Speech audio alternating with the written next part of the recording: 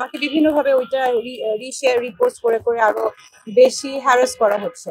এবং এই যে কন্টিনিউয়াসলি আমাকে হ্যারাস করা হচ্ছে, তার উপরে আমার ফিচার্স ইউজ করে, আমার ছবি দিয়ে এআই ইনডিউস করে, এআই কে ইউজ করে এনেবল করে এরকম বিকৃত ছবি এবং ভালগার ছবি বানানো, এটার এগেনস্টে আমি মামলাটা দায়ের করি সাইবার শাহবাগ থানার। বিভিন্ন সময়ে আমাকে নিয়ে বিভিন্ন ধরনের কন্টেন্ট আপনারা অলরেডি দেখে ফেলেছেন, এগুলো আপনারাও জানেন, অন্যরাও হয়তো বুঝে যে এগুলো ফেক, এগুলাকে বারবার জিইয়ে রাখা হয়। এবং আমি আমার প্রশাসনিক জায়গা থেকে বা আমি আমার একাডেমিক জায়গা থেকে কিছু বললে, কিছু করলে সেটা কিন্তু আমি ওন করে বলি, আমি তো বলি যে আচ্ছা ঠিক আছে, এটা this is what is happening. আমি সত্যটা তুলে ধরলেই সেটা আসলে সত্য তো সত্য, এটা কারো এগেন্সে যাবে, কারো ফরে যাবে, সেটা তো আমার দেখার বিষয় না, আমি তো কাজে আছি।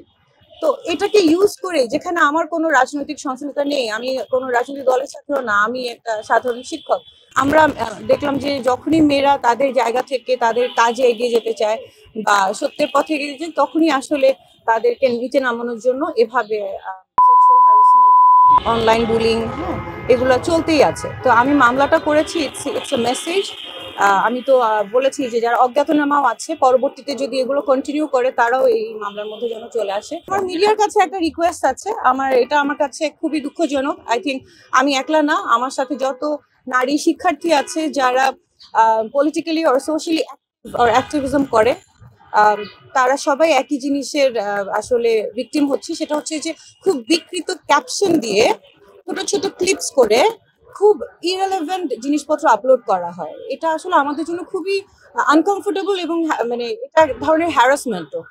হয়তো এটা ক্লিকবেট গুলোতে অনেক ভিউজ আসে, অনেক এনগেজমেন্ট হয়, কিন্তু আপনাদের মনে করতে ভাবতে হবে যে আপনাদের জার্নালিজমের জায়গা থেকে একটা রেসপন্সিবল জায়গা আপনারা আছেন। হ্যাঁ, আপনারা হয়তো এটা ক্লিকবেট হলে আপনাদের জন্য সুবিধা, কিন্তু দিন শেষে এটা করে কিন্তু আপনি আরেকজন মানুষকে অনেক আনকমফোর্টেবল ফিল করাচ্ছেন এবং একটা কি বলবো, রেসপন্সিবল জায়গা থেকে এটা আসলে আপনার মানে জার্নালিস্ট ভাই এবং বোনদের থেকে এক্সপেক্টেড না।